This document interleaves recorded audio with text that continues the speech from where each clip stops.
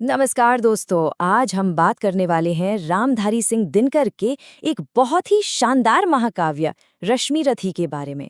इसमें हम काफी गहराई से उतरेंगे। बिल्कुल राहुल। और देखिए, ये सिर्फ कोई पुरानी कहानी नहीं है ना। ये तो सामाजिक न्याय पर एक इतनी जबरदस्त टिप्पणी है जो आज भी उतनी ही रेलेवेंट है। दिनकर जी की ये जो पंक्तियां हैं ना, ये एक तरह से पूरे महाकाव्य के लिए समझिए कि एक स्टेज सेट कर देती है। हाँ, और इसका जो सेंट्रल थीम है वो भी तो यही है कि असली इज्जत आपको आपके कुल या गोत्र से नहीं, बल्कि आपके काम, आपके कर्मों से मिलती है। तो अनन्या, आज के इस विश्लेषण में हम 6 खास हिस्सों पर फोकस करेंगे। हम शुरू करेंगे दिनकर जी और उनकी इस रचना के एक छोटे से परिचय से। फिर देखेंगे कर्ण की जिंदगी के कुछ बहुत ही अहम पल, और सबसे आखिर में ये समझने की कोशिश करेंगे कि ये कविता आज भी इतनी जरूरी क्यों है। तो चलिए शुरू करते हैं। सबसे पहले समझते हैं उस कवि को और उस दौर को जिसमें इस महाकाव्य का जन्म हुआ। देखिए, रामधारी सिंह दिनकर, जिन्हें राष्ट्र कवि का दर्जा मिला था, वो छायावाद के बाद के समय के, यानी कि छायावादोत्तर युग के एक बहुत बड़े कवि थे। उनकी कविताओं में ना आपको राष्ट्रीय चेतना और सामाजिक यथार्थवाद की एक जबरदस्त गूंज सुनाई देगी। और रश्मिरथी 1952 में पब्लिश हुई थी। मतलब ये आज़ादी के ठीक बाद का दौर था, और उस वक्त समाज में ये बात बहुत जोरों पर थी कि भाई, योग्यता जन्म से बड़ी होनी चाहिए। ये कविता उसी सोच को दिखाती है। अच्छा राहुल, ये जो टाइटल है रश्मिरथी, इसका मतलब क्या है? सुनने में तो बहुत सुंदर लगता है। सवाल तो बहुत अच्छा है अनन्या। रश्मिरथी का मतलब है प्रकाश की किरणों के रथ पर सवार, और ये नाम इसके हीरो सूर्यपुत्र कर्ण के लिए एकदम परफेक्ट है। ये उनके तेज और उनकी प्रतिभा का सिंबल है। तो अब हम आते हैं कविता के सबसे, कह सकते हैं, ड्रामेटिक और सबसे जरूरी पल पर, यानी पहला सर्ग, जहां रंग भूमि में असल में टैलेंट का टेस्ट होता है। जरा उस सीन को इमेजिन कीजिए।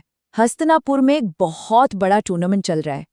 राजकुमार अर्जुन को अभी अभी दुनिया का सबसे बड़ा धनुर्धर डिक्लेयर किया गया है, और तभी एक अनजान योद्धा कर्ण स्टेज पर आता है और सीधा अर्जुन को चैलेंज कर देता है। वाह! मतलब ये सिर्फ एक लड़ाई नहीं थी, ये तो एक बहुत बड़े सामाजिक टकराव की शुरुआत थी। ये तो सच में बहुत ही टेंशन वाला मोमेंट रहा होगा। तो राहुल, ये बताइए कि उस रंगभूमि में और कौन-कौन से मुख्य किरदार थे और उनका क्या रोल था? ये बहुत बढ़िया सवाल है अनन्या।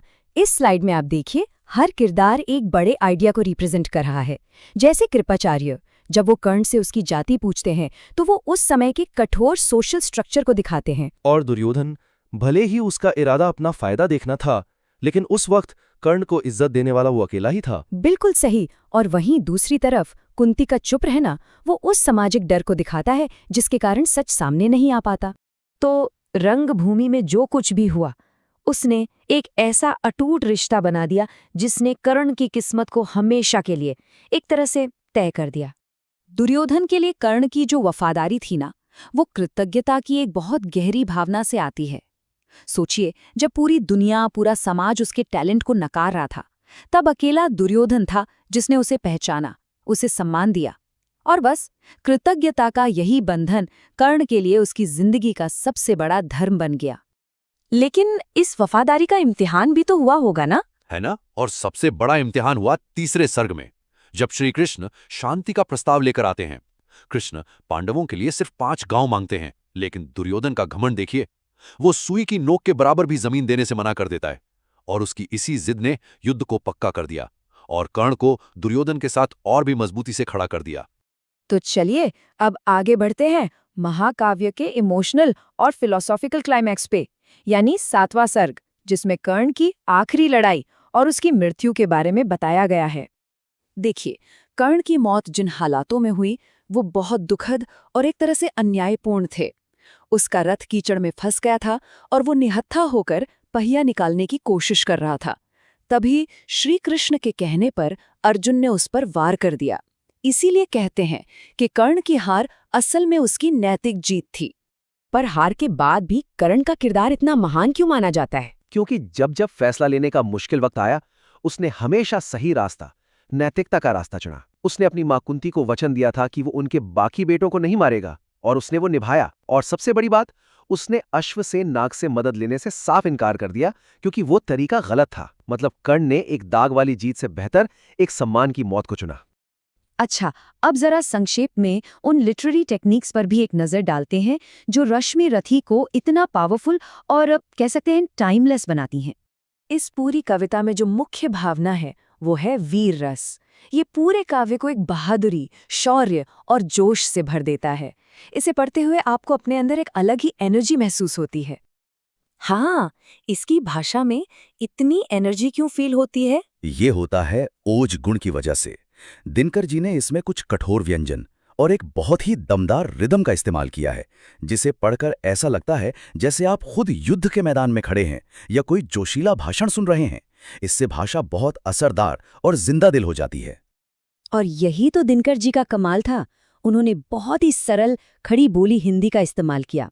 इससे हुआ ये कि इतने गहरे विषय और मुश्किल भावनाएं भी आम आदमी तक आसानी से पहुंच गईं।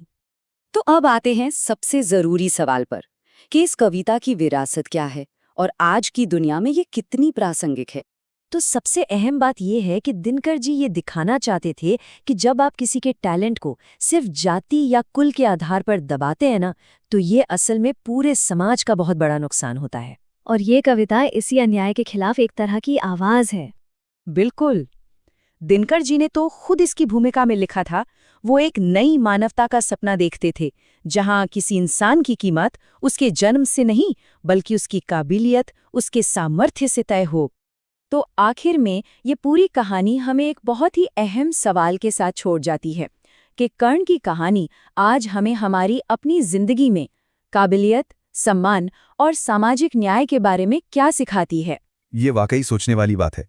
इस बेहतरीन चर्चा के लिए धन्यवाद।